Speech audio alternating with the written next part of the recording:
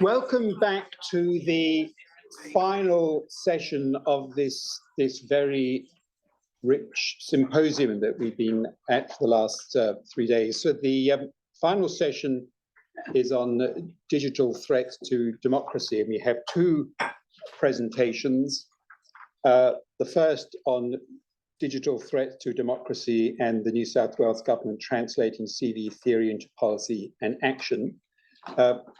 Pierre van der Zandt, who's listed as presenting, is unwell, and her colleague from the Premier's Department, Sophie Murray-Farrell, will present on her behalf with Lydia, Khalil, and the second presentation on online challenges for election integrity by Luke Deakin and Elena. So I understand Sophie is going to start things off. So thank you very much.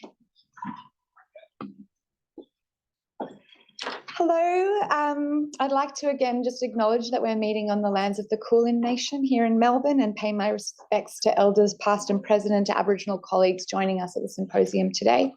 I'm Sophie Murray-Farrell. I work at in the Connected Communities team at the New South Wales Department of Premier and Cabinet. It's not Premier and Cabinet anymore, Premier's Department. I'm still getting used to that. So my role is that I manage the whole of government countering violent extremism program for New South Wales. And our team, the Connected Communities team, broadly has a focus on strengthening social cohesion and democracy and overcoming hate and extremism. So the New South Wales CVE program is a close partnership with our government partner agencies, including Multicultural New South Wales and Corrective Services, who are both here at the conference today. And I think that partnership is sort of a key principle for the New South Wales CVE program. We started in 2015, and we've been lucky enough to have fairly stable, consistent funding for the CVE program in New South Wales since then. And over that comparatively lengthy period of time, we've been able to really focus on building partnerships as a core premise of how we do our program. So that involves within our New South Wales government collection of agencies, but also with the Commonwealth Government and our partners in the Commonwealth, with our fellow state and territory CVE colleagues, with our international counterparts and with the United Nations, with academia and many of the people in this room today we've had successful partnerships with over the last 8 years. But most importantly, with the communities that we serve.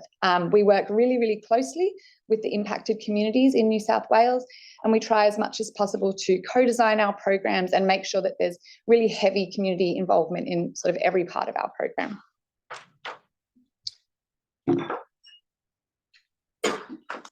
So the CVE program, just to summarise, has 4 key pillars.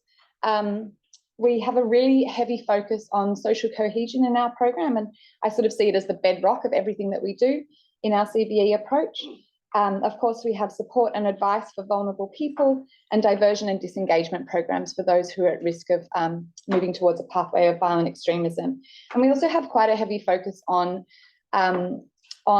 evolving the evidence base and improving our capability as practitioners in New South Wales. So our program conditions a lot of research, we do a lot of evaluation, and we try to really invest in that continuous learning approach to evolving how we do CVE and making sure that we're meeting the emerging threats that we've all been talking about so extensively over the last 3 days.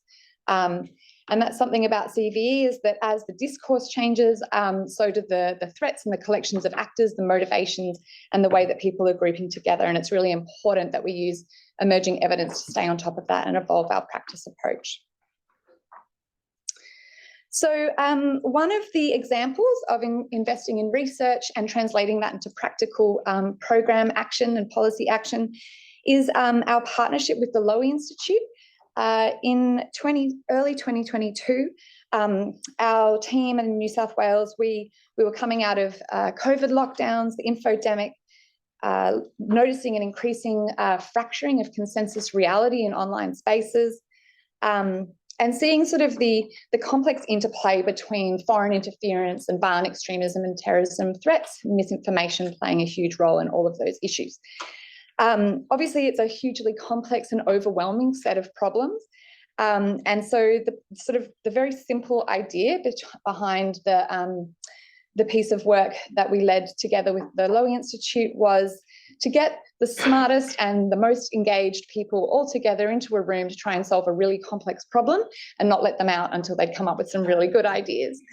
And so who better to lock all those people in a room and not let them out than Lydia Khalil from the Lowy Institute, who led an incredible program of work, bringing together some incredible minds from international colleagues, Commonwealth, people in Commonwealth agencies that were really concerned about these issues and had levers, people in state-based agencies, local government, civil society, people that were innovating in Australia and across the world, to have a really robust Chatham House rules conversation about these complex threats and what we can do practically to address them. So Lydia, I'll let you take over from there to talk about the one-day event that we held. Thanks, Sophie. Thanks, everyone. That was a good introduction and preview into the dialogue, and it's been terrific to work on this with our partners in New South Wales. They were incredibly engaged and offered great leadership on this and had a really clear vision for what they wanted to achieve, which was really helpful in actually putting the day together. So even though we haven't spoken too much about technology in this conference, which is a little bit surprising, although Dr. Yori did mention it yesterday, many of the challenges around the digital threats to democracy are pretty well known to us, but I think it might be useful to kind of briefly go through the context in which this dialogue took place. So digital communication technologies and the internet obviously have brought in very clear benefits and advantages to us. However, along with these benefits has come a myriad of challenges, particularly to open democratic societies. And government, and I think society as a whole really, have been slow to recognize and to address the digital threats to democracy, because so much of the time we're just caught up in the, oh, gee whiz, isn't this such a cool technology? Let's do that, right? Rather than should we, or what are the effects of it? And also the responses when they have come have been siloed. So, when we're dealing in the CVE space, it's only been with that, or it's disinformation, it's been with this, or tech regulation, it's just all the different departments and different actors working on this has been a siloed approach. But when clearly all of these things are highly, highly interdependent and interconnected. And so we have to look at it holistically. And that was the challenge to the dialogue participants, not just can you tell us what's going on in your space, but how do we address this holistically, right? So we identified for the dialogue these 4 interconnected challenges: online disinformation, online hate and extremism, tech-enabled malign foreign interference, and regulation of the digital sphere. I'm sure there are many more, but those are the ones that we chose to focus on. So as Sophie said, the format that we chose to deal with these issues kind of comprehensively was a closed-door session in order to facilitate frank and fearless dialogue. And we had a number of goals in this. Fostering connections across policy areas was really a key one. Spark new ideas for consideration and advance more coordinated approaches.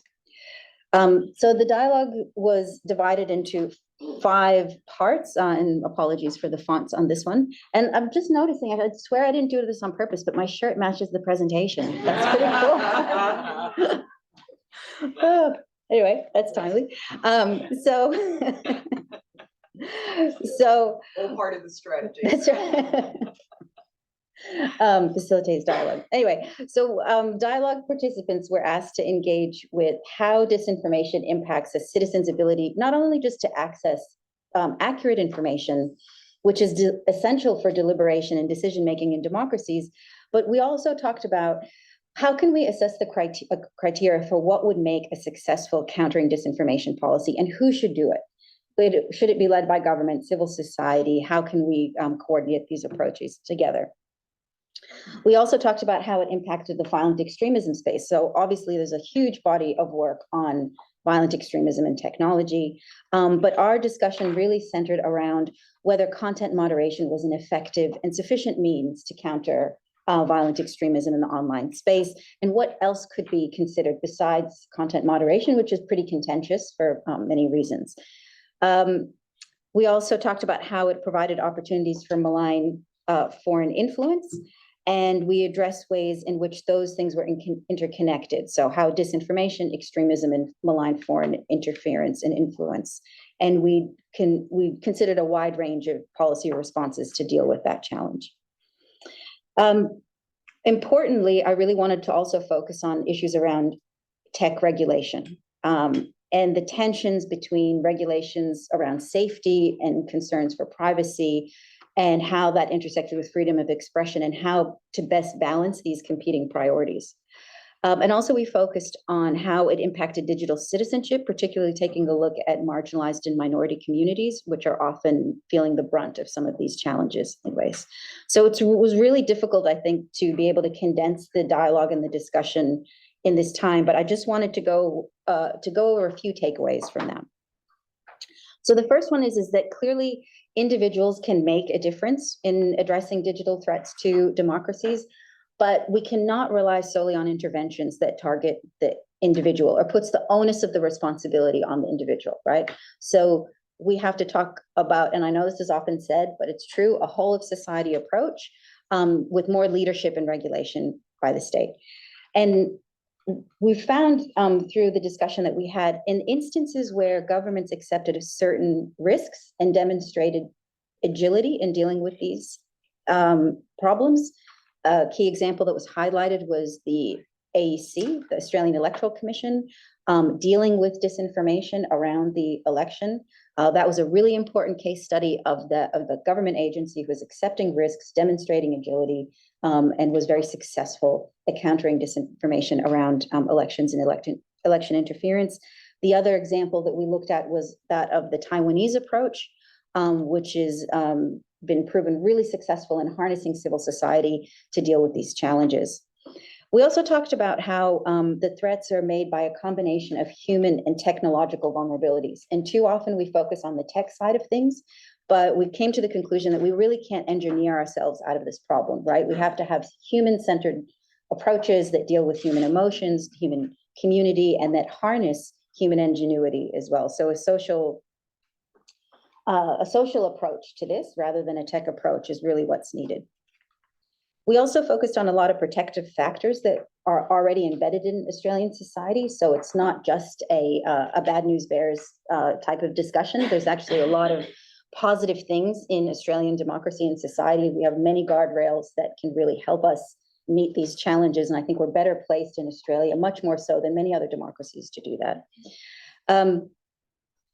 We also talked about the issue of the attention economy, which is that content that is often highly polarizing or highly arousing is the one that gets most attention, and that the big tech business model is really predicated on that, right? And so all of these things have really blunted and shaped our agency as citizens in democracies. And it's actually probably one of the biggest challenges to civic engagement is not necessarily disinformation or interference or things, but actually distraction. We are so distracted by these communications technologies. And if you'd like to, delve more into this issue, I'd really highly recommend Shoshana Zuboff's excellent book, The Age of Surveillance Capitalism, where she really lays all of this stuff out. Just quickly, a couple of other key takeaways. One of the ideas that we discussed was this idea of digital public infrastructure. Now, this is an idea that's been most prominently promoted and developed by Ethan Zuckerman out of the University of Massachusetts. But the idea of digital public infrastructure is that it's digital spaces that are comprised and operate within the norms and affordances designed around a set of democratic civic values. So public service digital spaces that help us engage in public and civic life, right? Having a digital infrastructure that services democracy or contributes to its public health, because currently so many of the platforms are, or actually all of the platforms are run by for-profit companies. How can we balance that? And an example of how that would work is in broadcasting. So we have private broadcasters and we have a public broadcaster. And so we examine the ideas around, is this a viable option that we can examine in democracies? I talked about harnessing the power of civil society as one of the key things. And I think a last important takeaway that I want to highlight is that all of these efforts that we do at a domestic level have to be incorporated and supplemented and linked to international efforts around regulation of these companies, because most of them are headquartered in Silicon Valley or in China, and we do not have the jurisdiction here in Australia in terms of our regulatory frameworks to solely or adequately do that. And nor do we have the biggest market share either in terms of users. So any domestic efforts that we have to be supplemented and coordinated with like-minded partners and engaging with allies, and particularly the United States, where many of these companies are headquartered. So if you'd like to access the report, which has a lot more detail about the day, you can find it there, find it at the Lowy Institute website. And I'll hand it over back to Sophie to talk about some of the other initiatives. Thanks, Lydia. And so just finally, I wanted to touch, I guess this session's about translating research into practice. And so I wanted to touch on some of the sort of practical initiatives that have emerged since the dialogue that we're now delivering in New South Wales. The first one you'll hear more about in the next session, but the idea of focusing deeply on election integrity and the way that digital threats are impacting and undermining democracy became a huge theme. So we started looking for partners who were working in this space around documenting how digital threats are kind of undermining democratic processes. And so we've commissioned some research and analysis from Purpose, who are here today, and they'll be speaking next. So I'm not going to get into that one too much. The Deliberative Democracy Toolkit, I'm really excited to talk a little bit about, because it's been touched on throughout the last 3 days around what can governments do to do government differently? How do we earn back the trust of citizens if we ever had it at all? How can we be more open, more inclusive, and truly sort of deliberate together with citizens and share power in decision-making with citizens? So we've commissioned the University of Canberra. There's a Centre of Excellence there around deliberative democracy, and they're going to be working really closely with New South Wales Government on looking at opportunities in the business of government in New South Wales where we can try and weave in some of these models of bringing citizens closer into decision making. So that one is really exciting. We haven't kicked it off yet, but we will post you with updates as it evolves, because we're very passionate about that piece. And finally, the Australian Dashboard of Hate is a new project that we haven't quite kicked off yet either, but it was funded by Home Affairs through the ANZ-CTC SEVESC funding. We're partnering with Deakin University. Matteo is leading this piece of work, and we're working with our colleagues in Victorian government on this one as well. Again, this project really sort of touches on lots of the things that have been spoken about over the last 3 days, particularly the last presentation on the need to sort of really capture hate against LGBTIQ and other impacted communities more comprehensively, I suppose. So the purpose of this project is to try and have a consistent data set in Australia, measuring the prevalence and nature of hate in a geolocated way across the country against particular impacted communities. And we're thinking of focusing on, just to start with, Muslim communities, Jewish communities, LGBTIQ communities, and women, to touch on some of the themes around toxic misogynist hate that have come up through the conference as well. So yeah, we're really excited about all of these projects and very happy to talk to you about them further if any of them are of interest. Okay, that's it from us. Thank you.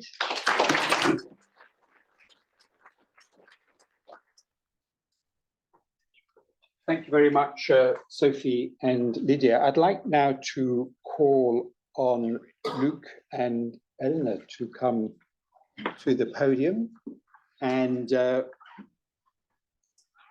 we'll set up your presentation. And after this presentation, we will have questions for both.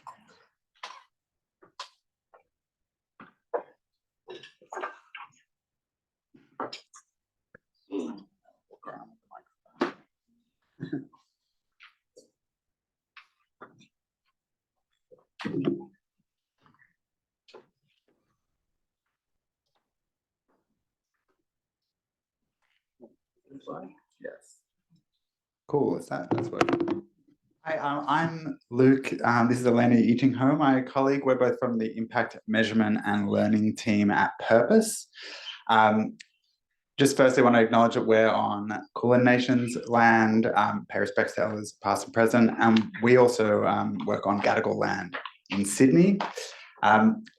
We are new to the CV space. We kind of come more from the disinformation and hate speech monitoring space that Lydia was just talking about. So it's a real pleasure to have been here for the last 3 days and We really appreciate being invited and how friendly everybody is and just learning all about your amazing work. So it's really great to be here.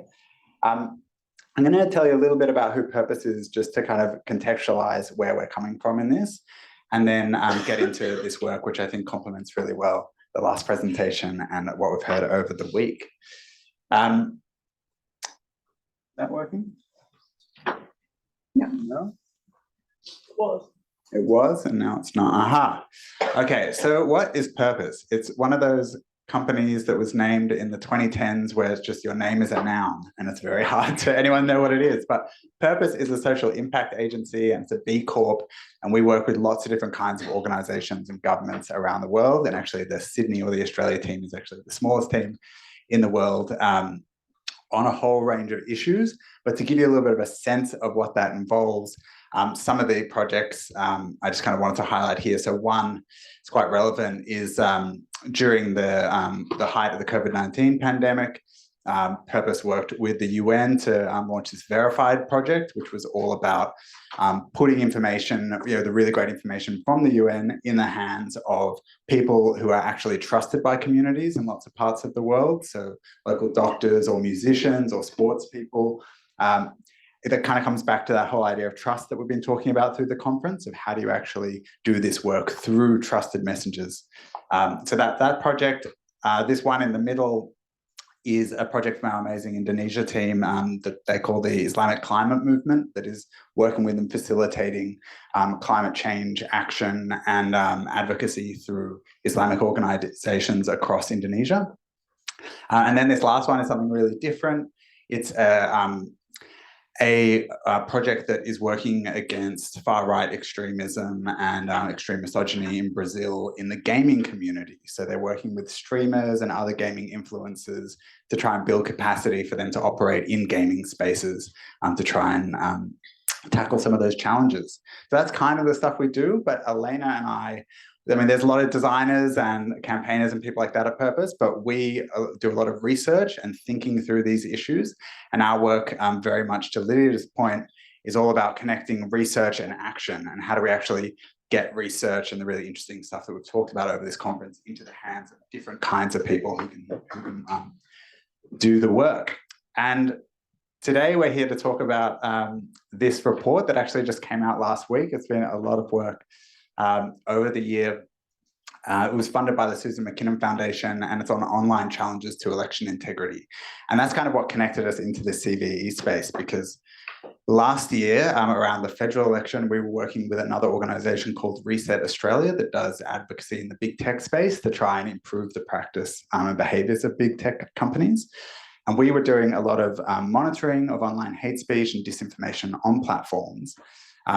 And in particular, we take, in terms of a methodology, we take a social practice approach to a lot of this work. And Lydia, I loved the, what is the sociality of disinformation? That's really what we're trying to address through a lot of our work.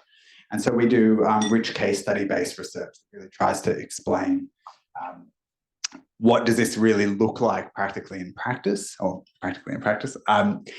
But when you do that and you make these rich case studies, they become relevant to lots of different kinds of practitioners across disciplines, because they can see the bits of it that are interesting to them. And we've found it a really great way to bring people together.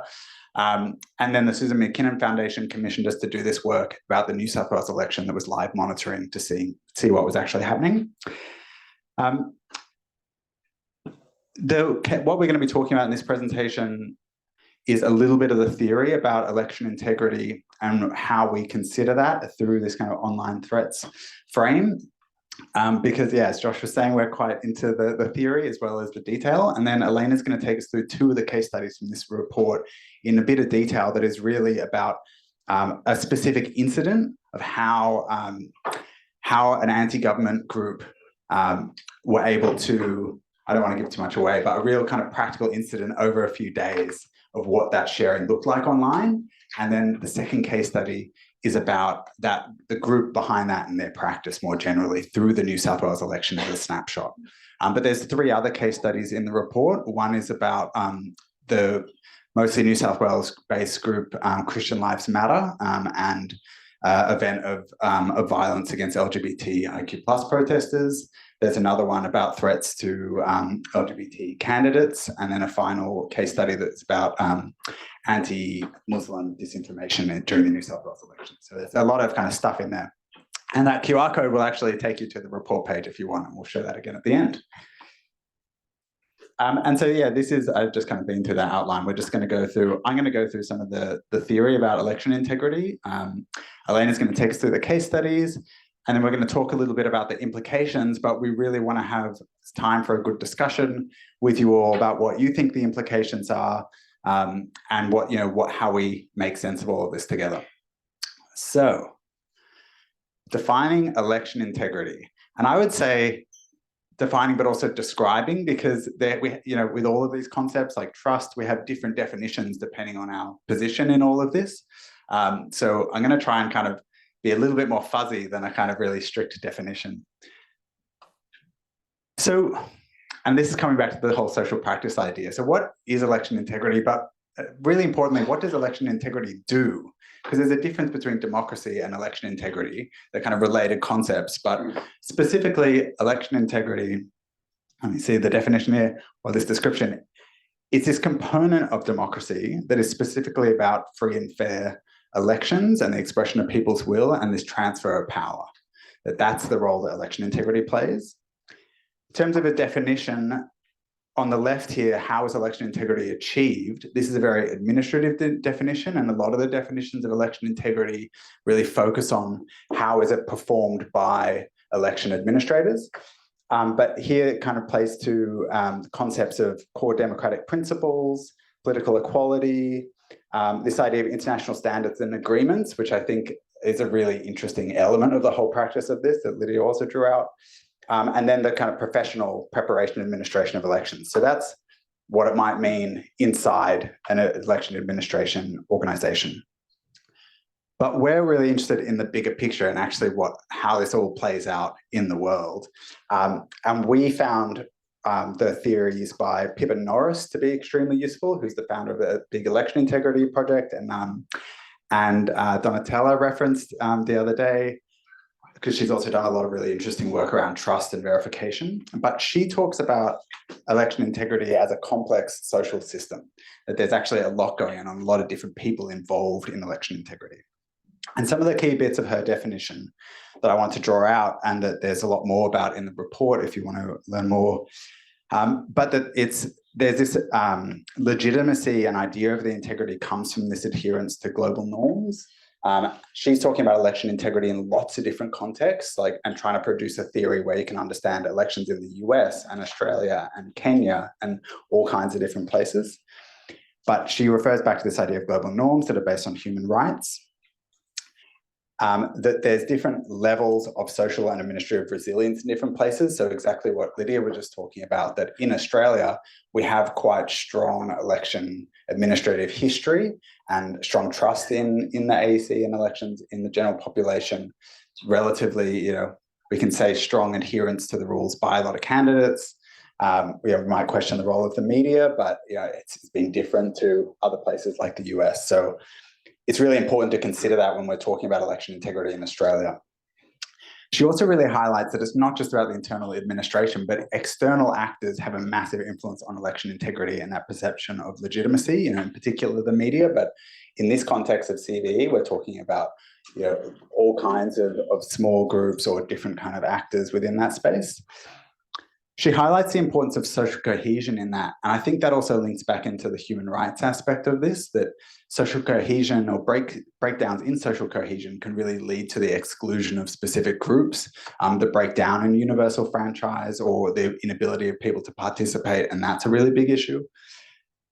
That this is not static, it is constantly changing and evolving and changing very rapidly at the moment, particularly in the online space that we're looking at. And she comes to this idea of what are the challenges to election integrity? And she talks about first and second order problems. And that is a particular frame that we have found extremely useful for understanding the situation in Australia. So we wanted to focus on that. And this is an idea that we're beginning to kind of try and build on a lot and think through in the Australian context in particular, but also in our work in other parts of the world. So she breaks down threats to election integrity into these two different kinds of problems. That there's first order problems that might be major human rights violations where specific candidates or groups are really excluded from participating, or the right to free and fair elections or votes seriously breaks down. The compromising of those processes, so the calling off an election is a big threat to election integrity, for example, that's kind of obvious. Or even the destabilizations of governments. That's the level that she's talking about in terms of first order problems. But there are other problems for election integrity that are much more relevant, mostly in an Australian context, and that's this category of second order problems. That we're talking about delays or technical failures, irregularities, maladministration, so that's kind of elements of corruption within elections potentially, delegitimization of elections, or components of election integrity. But there's also the external components, so problems with voter participation or contribution. So low participation might be an example of that, informal voting, the literacy, the way candidates behave, all of these aspects we might think about as second order problems. And what she really highlights is that there's this relationship between the two, where when you look at actually what goes down in elections in different parts of the world, what becomes a really notorious or kind of first order problem like human rights abuse is very frequently catalyzed by second order problems. So for example, in the US elections, we might think about delays in the count produce frustrations and delegitimacy and create opportunities for people to challenge counts or try and disrupt counts in other ways. So there's this kind of cascading effect of second order problems that threaten to become first order problems. And I think it's a really useful frame to think about violent extremism or particularly the anti-government groups in Australia, and how they're trying to produce second order problems, or we might think about their work in that way, hoping that they're trying to actually catalyze eventually. I mean, a lot of these groups explicitly state that their aims are to cause these kinds of first order problems. But this frame begins to give us a way to think about how that might actually happen. And I think Lydia opened the conference with this key question for us all, that within election integrity, criticality towards election administration, really engaged citizenship, skepticism from citizens is really a critical part of democracy that actually, I think you said, it oils the machine of democracy, that kind of engagement. And that's absolutely, that's very much through the literature and very true. So we really want to support that. But when does it cross a line into another kind of threat, or violent extremism, or really serious threats to democracy? And I think this framework can help us there. So next slide, I'm going to just very quickly show you a sketch of a bit of a kind of framework or way of representing this in practice that we're kind of thinking through. I don't think you've ever seen this either, Sophie, but I was just kind of working on this the other day, particularly thinking about the compact framework and resilience. We've got other tools like a response model to begin thinking through how to actually respond to specific threats. But this is a kind of abstract bit of a model that begins to show you how different elements or problems within an internal frame might actually cascade and catalyze problems. And these are just like example issues that I've put up here. But you could see, how poor communication might result in low participation, which raises questions about legitimacy, which opens opportunities to challenge the election. There might be attempts in the case study we're going to look at, attempts to actually disrupt elections, which actually could be successful, and then further delegitimize the election. So we can kind of see these related social practices. But I wonder what would happen if you started to really place in here real case studies of things that were unfolding, and we're very interested in live monitoring and that kind of thing, and then using frameworks like this to actually assess and make sense of things. Anyway, that's an idea that I'm really interested in feedback on, but we're going to go into the case studies and actually talk about what happened during the New South Wales election and how it worked. Hello, my name is Elena. I'll quickly go through the case studies because I don't think we have much time. But before I jump into case studies, just want to quickly go through the methodology that we adopt. So we mainly use digital ethnography, and since last federal election, Luke and I have actively collected more than thousands of actors in our database. That includes categories that we classify as far-right activists, politicians, media figures, or like climate change deniers. And we monitor across platforms, for example, Facebook, Instagram, TikTok, Rumble, BeShoot, Gap, and Telegram. And for this specific project for New South State election, our time frame for monitoring is 4 weeks, and 4 weeks before and 2 weeks after the state election. So the two case studies we're presenting today, at first we didn't draw the link together. It was when we first did this case study, we realized that, well, actually there's another case study to follow up. So the first case study we identify is the baseless claim of an election fraud spreads online. So it's basically a footage of an individual accusing New South Wales election staff of interfering with altering and pre-poll votes circulates around multiple online platforms, for example, TikTok, BeShoot, and Rumble. And the video basically was a lady who's like constantly shouting at the election staff saying, "It's another rigged election, is it? It's illegal. That's nice and dicey, isn't it? How corrupt is this?" And this video has been amplified by Khalil and also other mainstream media person. It's a previous former head of Australian Christian lobby, Lai Shelton, as well as influencers on Telegram, Z Media. And Daily Telegraph also amplified the video, although they didn't intentionally try to amplify the false information, but then because they didn't give enough context on their TikTok video, so it seems like they're just helping them to amplify the wrong content.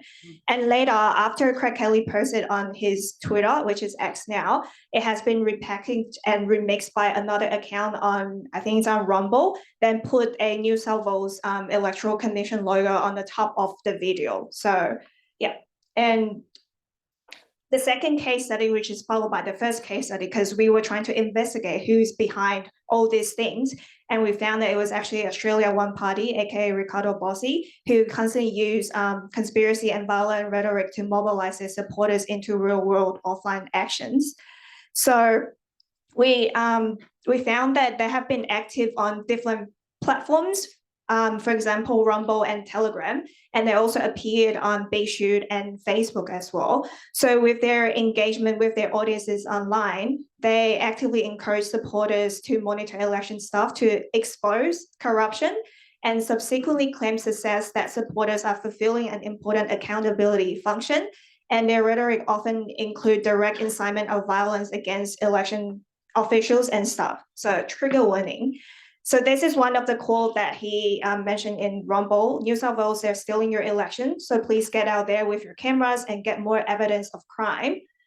And these are the screenshots that we captured from Australia One Party's Telegram account. So their supporters will go to the booth and then take pictures and then report it back on their group chat. And this is another quote from Ricardo Bossi. Says, "Ladies and gentlemen, you know the implication. They're coming for your kids. They're coming for you. They're going to come for your house. They're going to come for your money, and they're going to kill you." And the rest of it's like that. Yeah. So that's it. I'll give it back to Luke for implication. 2 minutes? Okay, I'll try and be quick. I think I took up too much of the time talking about getting into the theory, but what's really interesting about this, and there's, these are like 2,000 word case studies in the report, so there's a lot of detail in there. There's a lot of detail in about the scale of the sharing and all of that that I recommend go and have a look at. Kind of some of the things we wanted to highlight is this is one snapshot of something that happened during the New South Wales election and their specific practices. But one of the things we observed is that events like elections, COVID lockdowns, now the referendum, next year we've heard is a really big election year. Each of these are opportunities for these groups to try things out, expand their practices, build momentum, get people involved. And we need to kind of think about it that way going forward, and I think establish some more concrete ongoing monitoring. There's this big question that I think is very interesting for all of you as well about where does this lead? It appears that this approach, so Australia One Party asking their supporters to go, they told their supporters the election's rigged, these people are coming for you, go out and film election staff and intervene with them to capture the ongoing corruption.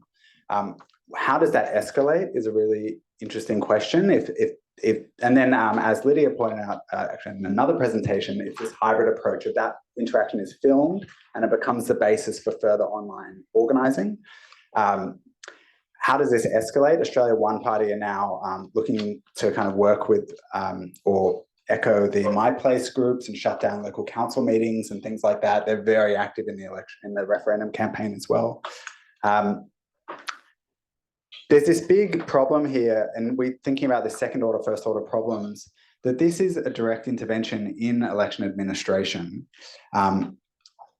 That kind of scrutineering in elections is a crucial democratic function. We want people to be skeptical about and involved with the election. But this appears to be very kind of bad faith interaction that is quite challenging for us to think through our democratic frame of how to deal with that. I think it raises really interesting challenges for recruitment and the training of election staff, for example.